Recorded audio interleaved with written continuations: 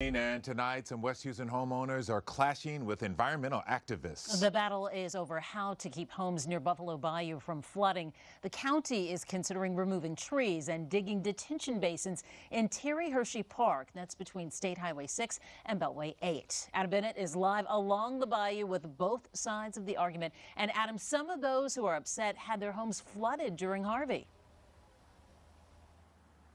That's right, Mia, they did. You know, the idea with these detention basins is to essentially siphon off water that's already in Buffalo Bayou. But some opponents of this plan think that the water should actually be put in these detention basins farther upstream. But those in favor think that it's actually the trees and the vegetation causing the flooding problems. Along these peaceful banks of Terry Hershey Park, named for the environmentalist who fought to make its existence possible, a new twist in a long-time fight.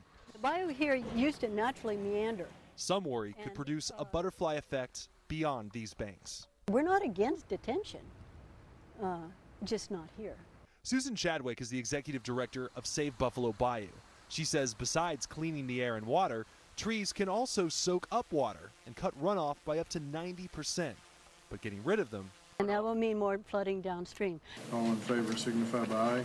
Aye. Today, Harris County commissioners gave the okay to negotiate with engineers to look into the pros and cons of removing that vegetation and digging detention basins.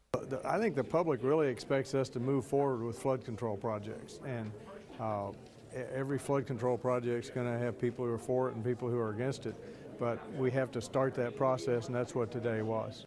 While Harris County's flood control director, I'm not going to stand before you and say that this study will likely prevent a situation like Harvey ever happening again, but I think if you start looking at the more frequent rainfall events that cause flooding along there, we can certainly do our level best to address those instances. says crews are already along the bayou studying which vegetation is good, what's bad, and which land is theirs. And the judge says he hopes this process will go quickly. Again, that's why they're doing the study, to try to look at every side of this argument.